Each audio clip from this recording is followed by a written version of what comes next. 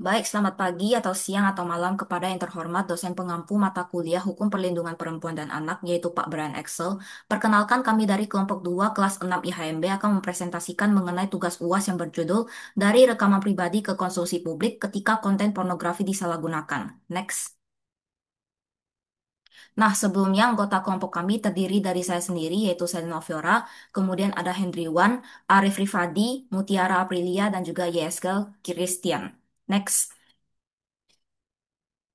Nah, perkembangan teknologi saat ini sangatlah cepat sehingga memungkinkan masyarakat untuk mengakses informasi dari berbagai sumber secara instan. Nah, kemajuan ini membawa banyak manfaat, namun di satu sisi lainnya, dikarenakan adanya akses yang mudah dan luas terhadap internet juga membuka peluang terhadap penyebaran konten yang bersinggungan dengan pornografi di dunia maya.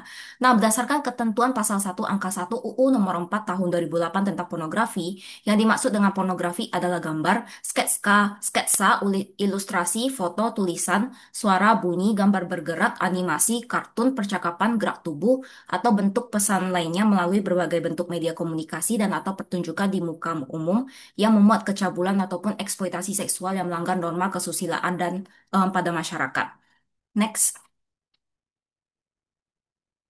Nah, saat ini salah satu bentuk tindak pidana pornografi yang marak terjadi di tengah masyarakat itu penyebaran konten bermuatan pornografi secara terang-terangan. Nah, konten tersebut bisa berupa gambar, video maupun tulisan yang mengandung unsur seksual eksplisit ataupun cabu. Nah, penyebarannya itu umumnya berlangsung melalui berbagai platform digital, misalnya media sosial, aplikasi pesan instan dan juga layanan berbagi file ataupun situs tertentu yang bisa diakses dengan mudah oleh siapa saja. Nah, maraknya pemberitaan di media sosial yang disebarkan tanpa proses edit ataupun penyaringan bisa menjadi sebuah perhatian serius. Karena banyaknya gambar ataupun foto yang bersifat vulgar ataupun tidak pantas itu banyak beredar secara bebas dan bisa diakses oleh siapa saja tanpa memandang batasan usia sehingga orang dewasa ataupun anak di bawah umur itu mereka memiliki kemungkinan untuk terpapar berbagai konten tersebut.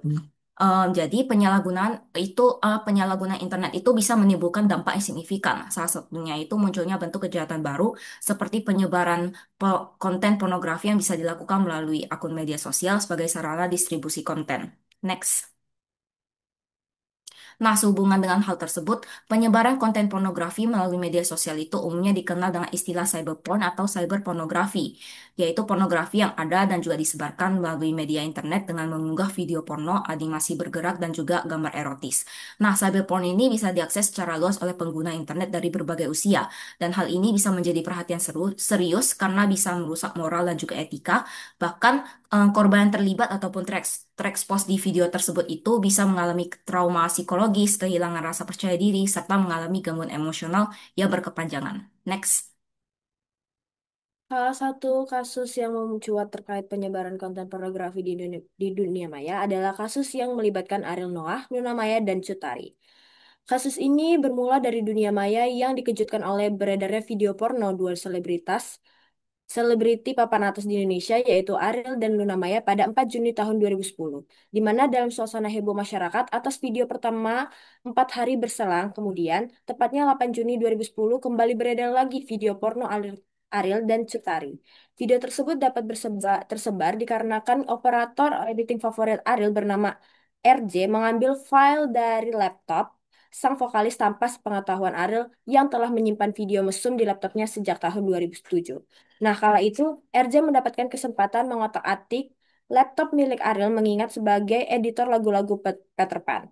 Nah, sebelumnya Ariel telah RJ agar tidak membuka file di laptopnya selain lagu Peter Pan. Namun, RJ ini mengusulkan tidak memindahkan peringatan dari Ariel. Nah, setelah file dibuka, RJ ini menemukan video tersebut dan mengambilnya secara diam-diam. Baik, berdasarkan kasus tersebut, jadi ya dapat kita ketahui lah bahwasannya relasi antar pelaku dan juga korban dalam suatu tindak pidana tidak dapat dipisahkan. Eh, Korban juga mempunyai peran penting sehingga terjadi tindak pidana yang menimpa dan mendatangkan penderitaan bagi dirinya. Terjadinya suatu tindak pidana tidak semata-mata disebabkan oleh korban itu tersendiri. Bila dilihat pada kasus tersebut, maka derajat kesalahan korban karena kelalaiannya atau secara tidak sengaja memposisikan dirinya pada keadaan bahaya. Jadi, Lebih lanjut, terdapat alasan yang cukup kuat untuk menyatakan bahwa kasus tersebut dapat dikategorikan sebagai bentuk kelalaian atau culpa, terutama karena adanya unsur ketidaksengajaan yang berujung pada tersebarnya video bermuatan pornografi kepada publik. Dalam konteks tindak pidana pornografi, unsur kelalaian sangat ditekankan pada aspek pengamanan data atau konten yang bersifat privat. Jadi apabila video atau eh, konten tersebut telah diamankan secara ketat dan disimpan dengan pengaman teknologi yang memadai, maka tanggung jawab hukum akan lebih condong dialamatkan kepada pihak yang secara melawan hukum melakukan pembobolan atau penyebaran dokumen tersebut. Nah, sebaliknya, apabila konten pornografi tersebut disimpan tanpa adanya sistem pengamanan yang layak atau juga bahkan dibiarkan dalam keadaan yang mudah diakses oleh pihak lain, maka unsur kelalaian dapat juga kita katakan ada dan tanggung jawab hukum dapat dibebankan kepada pemilik konten. Dalam hal ini, Ariel yang secara hukum dapat dianggap lalai karena gagal mencegah tersebarnya konten tersebut. Next. Oke, baik. Selanjutnya, adapun dasar hukum yang digunakan dalam memutus ataupun dalam perkara yang menimpa kasus Ariel Noah ini, di sini kami menyematkan ada 4 poin penting, yaitu yang pertama ada pasal 4 ayat 1 Undang-Undang Nomor 44 Tahun 2008 tentang pornografi yang berbunyi, setiap orang dilarang memproduksi, membuat, memperbanyak, menggandakan, menyebarluaskan, menyiarkan, mengimpor, mengekspor, menawarkan, memperjualbelikan, menyewa, atau menyediakan pornografi. Pasal ini dikaitkan dengan ketentuan pidana dengan penjara paling singkat 6 bulan dan paling lama 12 tahun dan atau pidana dengan denda 250 juta dan paling banyak itu adalah 6 miliar rupiah. Selanjutnya ada pasal 27 ayat 1 Undang-Undang 11 tahun 2008 tentang informasi dan transaksi elektronik yang berbunyi setiap orang dengan sengaja dan tanpa hak menyiarkan, mempertunjukkan, mendistribusikan, transmisikan dan atau membuat dengan dapatnya diaksesnya informasi elektronik dan atau dokumen elektronik yang memiliki muatan melanggar kesusilaan untuk diketahui oleh umum.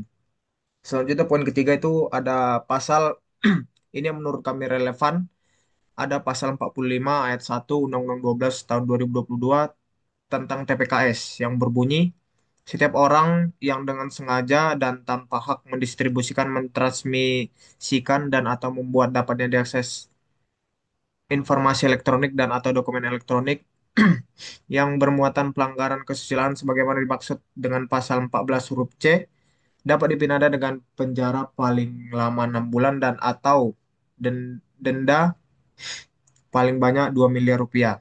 Selanjutnya itu adalah pasal 14 huruf C Undang-Undang 12 tahun 2022 tentang TPKS yang berbunyi setiap orang dilarang membuat dapat diaksesnya konten kekerasan seksual melalui media elektronik.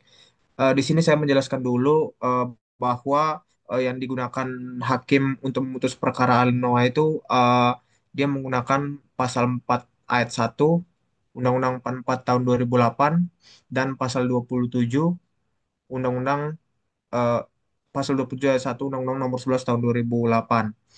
Dan yang poin ketiga dan keempat ini kami anggap relevan karena mengingat kasus yang terjadi itu adalah kasus di 2000, rentan tahun 2007-2008. Selanjutnya ada analisis terhadap dasar hukum yang digunakan. Nah, di sini kami ada membuat 3 poin.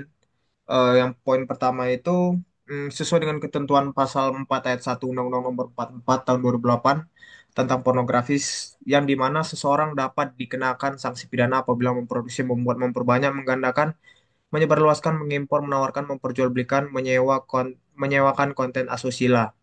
Dari beberapa alternatif elemen tersebut bahwa memang meskipun Ariel Noah bukan yang mem memperjualbelikan atau dapat diaksesnya konten porno tersebut, namun di sini dia Ariel Noah ini sudah lalai karena yang menyebarkan itu adalah RJ yang bekerja bersama Ariel Noah. Selanjutnya itu ada poin kedua berdasarkan ketentuan pasal 27 ayat 1 Undang-Undang Nomor 1 tahun 2024 tentang perubahan kedua atas Undang-Undang 11 tahun 2008 tentang informasi dan transaksi elektronik dapat digunakan untuk menjerat para pelaku penyebaran video secara digital. Dalam kasus ini, kami memfokuskan kepada RJ yang secara sadar dan dia ini memang mengambil video tersebut, video pribadi tersebut dari eh, file laptop yang dimiliki oleh Ariel Noah. Dan kemudian dia menyebarkan konten asusila melalui media elektronik. Selanjutnya itu ada poin ketiga. Menurut ketentuan pasal 45 ayat 1 Undang-Undang 12 tahun 2022 tentang TPKS Junto pasal 14 huruf C Undang-Undang TPKS, apabila diterapkan saat ini, maka memang menurut kami RJ dapat dimintai, memang RJ itu sangat dapat dimintai tanggung jawab hukum karena memenuhi unsur dengan sengaja dan tanpa hak mendistribusikan, mentransmisikan dan atau membuat dapat diaksesnya informasi elektronik dan atau dokumen elektronik yang bermuatan pelanggaran kesusilaan. Sebab tindakan yang dilakukan RJ ini memperoleh video tersebut tanpa pengetahuan Ariel dan RJ membuat video tersebut dapat diakses oleh publik tanpa seizin dari Ariel. Oke, baik. Jadi saya akan menjelaskan tentang kesimpulan. Jadi berdasarkan hal ini, maka si Ariel dijatuhkan kurungan selama 3 tahun, 6 bulan, dan 6 bulan kurungan penjara, dan denda sebesar 250 juta karena diduga telah memenuhi unsur kelalaian dalam menjaga video asusila yang bersifat pribadi tersebut sehingga menjadi konsumsi publik. Jadi sementara itu RJ divonis hukuman 2 tahun penjara dan denda 250 juta, subsidi dipotong tahanan karena terbukti bersalah melakukan tindakan pidana, dalam hal ini memberikan kesempatan terjadinya penyebaran pornografi dengan berperan sebagai penyebar video mesum Ariel, Luna Maya, dan Cutari. Terus dalam kasus video porno yang melibatkan Ariel Noah, Cutari, dan Luna Maya menjadi salah satu contoh penting dalam melihat bagaimana sistem perlindungan terhadap perempuan eh, terutama dalam ranah digital masih belum optimal. Boleh di next ya, slide-nya ketinggalan. Jadi dalam video tersebut Ariel terlihat melakukan hubungan intim dengan dua artis secara terpisah. Lalu video itu tersebar ke internet tanpa izin para pihak. Terus proses penyidikannya menunjukkan bahwa Ariel adalah pembuat sekaligus pemilik video ini. Meski ia nggak terbukti sebagai pihak yang menyebarkan, tapi pengadilan tetap memutuskan bahwa ia tetap bersalah karena menyimpan dan tidak mengamankan video yang mengandung muatan pornografi tersebut. Sehingga dia dapat hukuman penjara 3,5 tahun dan denda. Sedangkan penyebar video RJ dinyatakan bersalah karena telah menyebarkan konten asusila dan divonis 2 tahun penjara serta denda ratusan juta rupiah. Sementara itu, Luna Maya dan Cutari juga menjadi objek dalam video tersebut, mengakui keterlibatannya namun tidak dikenakan hukuman pidana. Alasannya itu karena mereka dipandang sebagai korban, karena rekaman pribadi tersebut disebarluaskan tanpa persetujuan atau pengetahuan mereka. Meskipun video tersebut, meskipun, sorry, meskipun video tersebut sudah tersebar tanpa persetujuan mereka, mereka juga kena dampak sosial psikologis yang justru lebih berat daripada Ariel Noah. Eh, Kedua mengalami tekanan publik yang begitu besar hingga harus menarik diri dari dunia hiburan, dan hiatus tidak hanya mencerminkan ada jeda karir, tetapi juga menunjukkan beban mental mereka akibat stigma dan sorotan negatif masyarakat yang cenderung menempatkan perempuan sebagai tolok ukur moralitas. Jadi kasus ini memunculkan banyak perdebatan dan menjadi refleksi atas pentingnya perlindungan terhadap privasi individu, apalagi di era digital yang memungkinkan penyebaran informasi begitu cepat.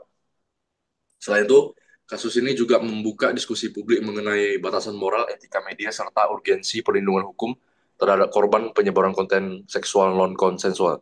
Jadi pemerintah dan aparat hukum seharusnya didorong untuk memperkuat regulasi mengenai kejahatan cyber dan pornografi, sekaligus memperlihatkan aspek keadilan dan perlindungan terhadap hak privasi individu, terutama bagi korban dan perempuan. Uh, Baik, sampai di sini saja presentasi kami kepada Pak Excel. Terima kasih atas waktu yang telah disediakan.